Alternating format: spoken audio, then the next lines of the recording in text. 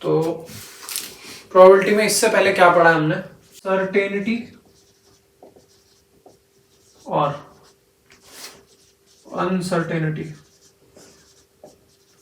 Of an event, होगा कि नहीं होगा, यही देख रहे थे। Probability of something happening while something else is happening, ये देखा था कहीं? जैसे मैं बोलूं कि अगर what is the probability of get red card from a deck of 52 cards, तो क्या होगी उसकी प्रोबेबिलिटी? चार कितने कार्ड होते हैं रेड? 13 26 13 नहीं होते, 26 कार्ड्स होते हैं। तो 26 कार्ड्स की प्रोबेबिलिटी कितनी होगी? 26/52।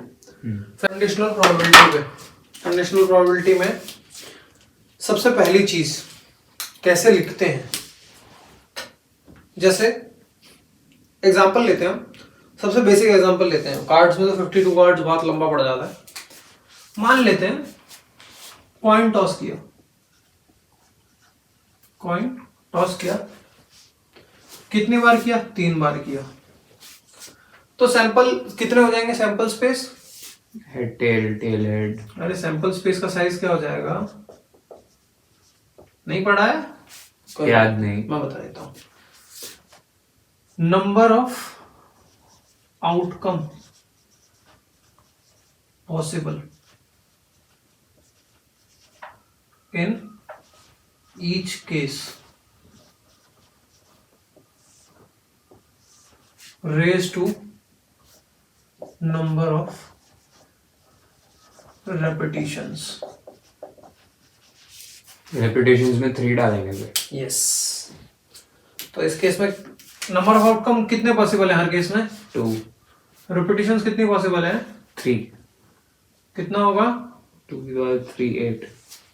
चेक कर लेते हैं, बना के चेक कर लेते हैं। सैंपल स्पेस बना लेते हैं इसकी। एक केस होगा तीनों हेड आ जाए। अब एक काम करते हैं, लास्ट से चेंज करना शुरू करते हैं। पहले लास्ट वाला चेंज करते हैं, टेल बना लेते हैं, फिर बीच वाला टेल बना लेते हैं, फिर फर्स्ट वाला टेल बना लेते हैं। फिर क्या करते हैं, अब एक और टेल डालने की कोशिश करते हैं। अभी एक एक टेल आया था, अब 2 आएंगी। तो टेल हेड टेल, फिर टेल टेल हेड भी हो सकता है। फिर और कोई पॉसिबिलिटी है 2 टेल्स के लिए? या तो हेड बीच में आ सकता है, लास्ट में आ सकता है, या फर्स्ट पे भी आ सकता है ना। तो ऐसा भी हो सकता है, HTT भी हो सकता है पॉसिबिलिटी। 1 2 3 4 5 6 7। HTH नहीं है। HTH है तो? हाँ है, मिल गया। HTH है तो। और उसके बाद लास्ट क्या बचेगा? तीनों T। इसके अलावा कोई केस पॉसिबल है जी? नहीं, नहीं है ना। चलिए, ये सैंपल स्पेस हो गया। अब इस सैंपल स्पेस में 2 इवेंट्स ले लेते हैं। इवेंट 1 ले लेते हैं, E at least 2 heads, 2 heads आने चाहिए। ठीक है।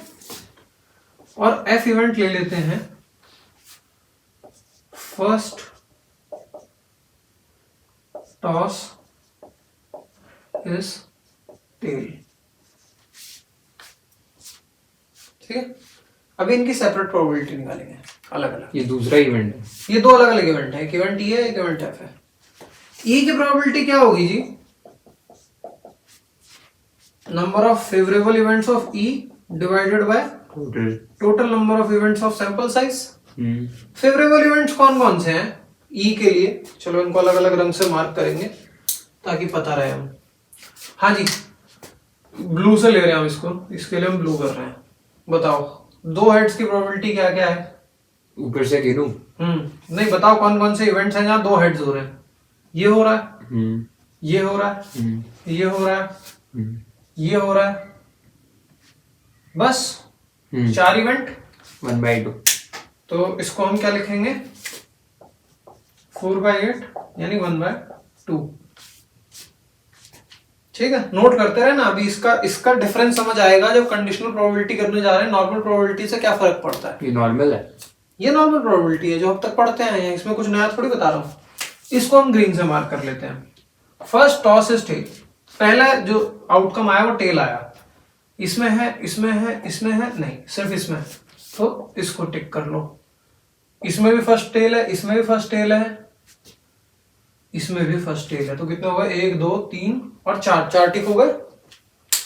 तो 4 टिक में प्रोबेबिलिटी ऑफ एफ क्या होगी जी, प्रोबेबिलिटी ऑफ एफ क्या होगी, 4/8 number of F by number of sample size, तो 4/8 कितना हो गया, 1/2।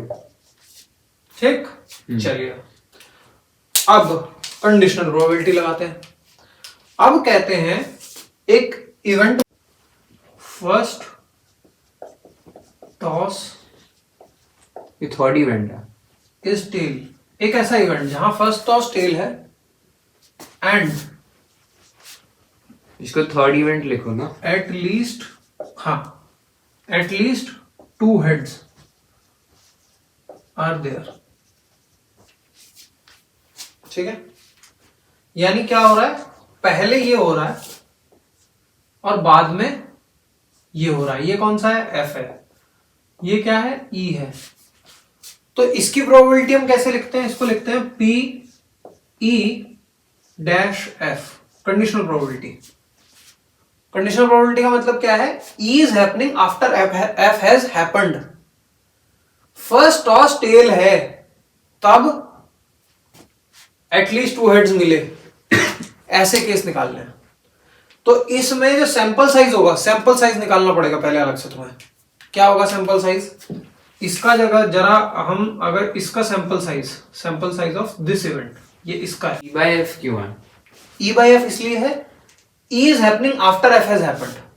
ओके, लिखने का तरीका यही है कि पहले वो इवेंट लिखते हैं जिस को बाद में होना है, मतलब सेकंड वाले के होने की कंडीशन पे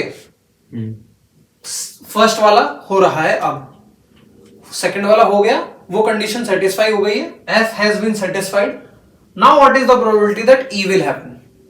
ठीक, चलिए इसको देखते हैं।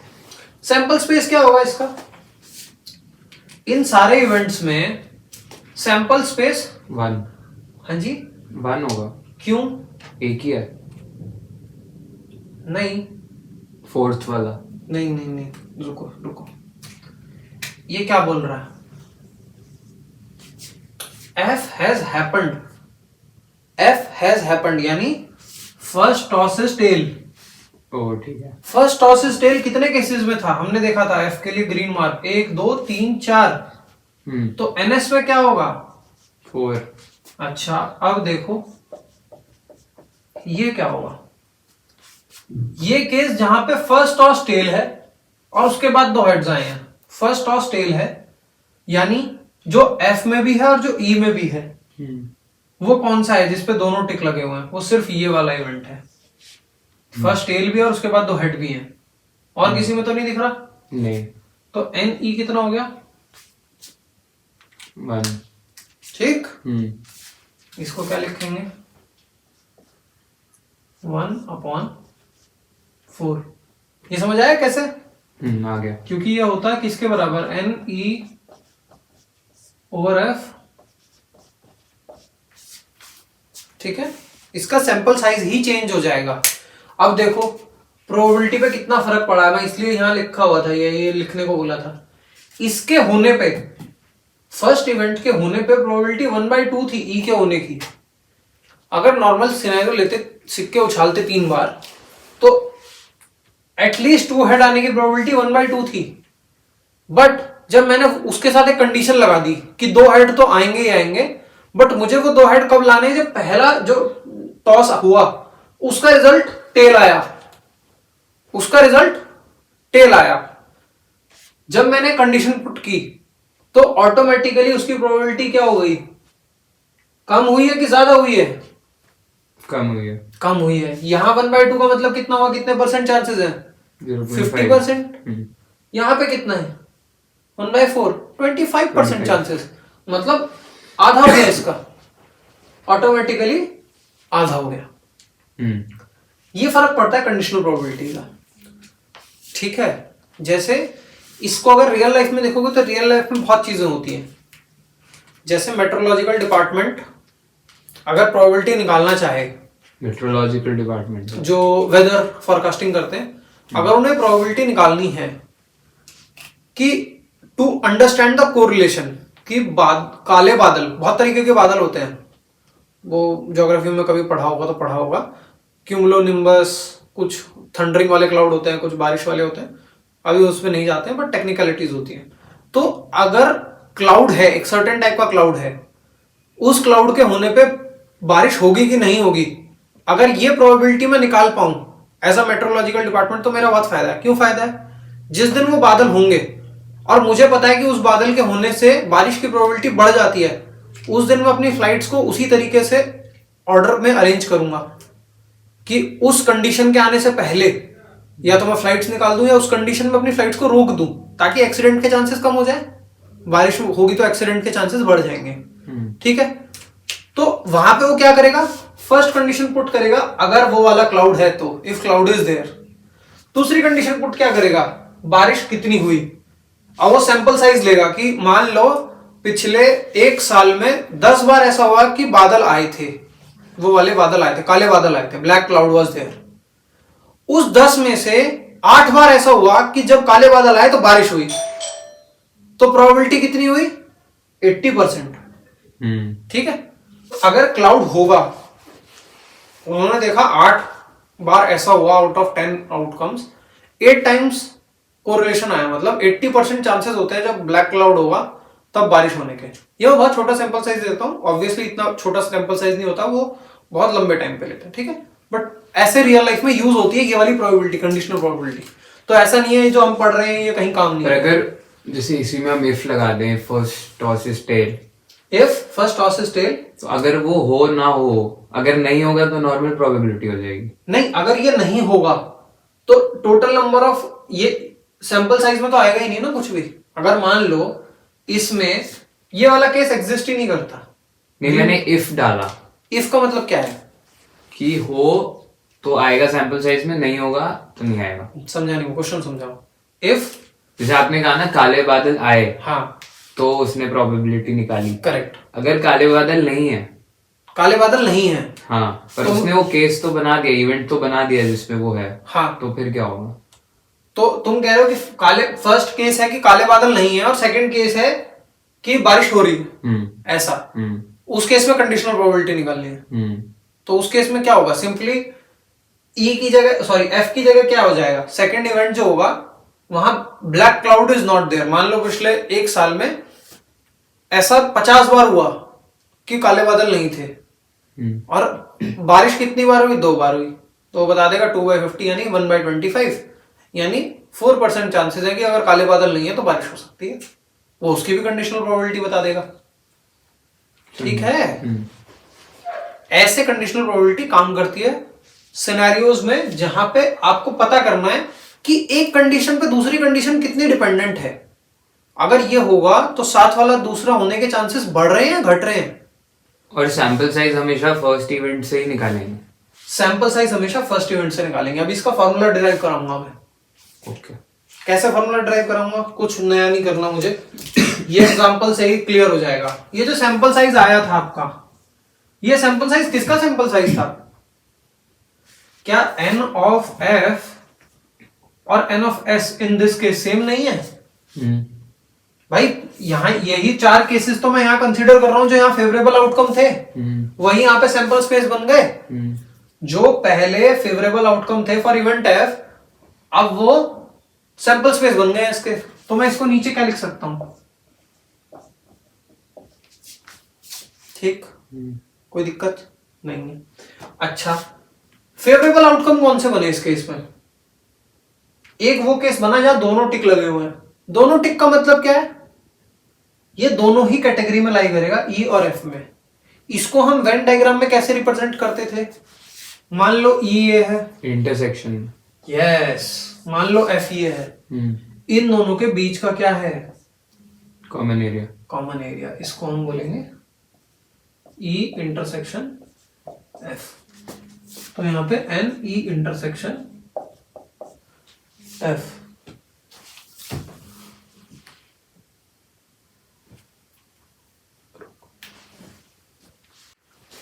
तो ये इवेंट कौन सा हुआ?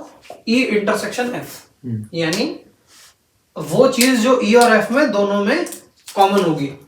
तो ये हमने यहां पे ऐसे शो किया, इसको हम बोलेंगे probability of E provided F has happened.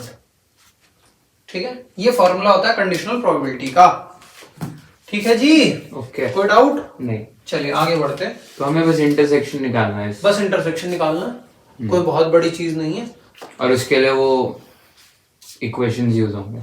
बिल्कुल यूज होंगे, वेन डायग्राम्स यूज होंगे, थोड़ा सा कॉमन सेंस यूज होगा, इक्वेशंस की जरूरत भी नहीं पड़ेगी तुम्हें। ओके, अभी जब वेन डायग्राम बना के दिखाऊंगा ना, तुम कहोगे कोई जरूरत ही नहीं थी मुझे इसमें। बहुत सारी वो बोलते हैं कि सेट थ्योरी आनी चाहिए आपको सेट थ्योरी के रूल्स आने चाहिए। कुछ नहीं आना चाहिए, आपको लॉजिक आना चाहिए। जैसे प्रोबेबिलिटी के अगर तुम वो देखोगे ना, फर्स्ट कोट पढ़ोगे तो फर्स्ट कोट में ही कहता है कि probability is nothing but logic applied to qualitative data, sorry quantitative data, not qualitative, quantitative data. जब आप लॉजिक को नंबर्स की फॉर्म में ले आओगे, वो प्रोबेबिलिटी है और कुछ नहीं है। कॉमन सेंस है। तुम बारिश के दिनों में हर 5वें दिन पे बारिश होती है, इसका मतलब 20% प्रोबेबिलिटी है बारिश के दिनों में बारिश होने की। और गर्मियों में बारिश हर 30 दिन में 60 दिन में होती है, तो किसमें प्रोबेबिलिटी ज्यादा होगी? बारिश के दिनों में। वही कॉमन सेंस हमने उठा के मैथमेटिक्स में प्रोबेबिलिटी बोल दिया उसको। कॉमन सेंस है, पढ़ते समय उसको एक वे दे दिया है, स्ट्रक्चर्ड वे दे दिया है पढ़ने का। ठीक है, तो probability is nothing but a quantitative logic. और कुछ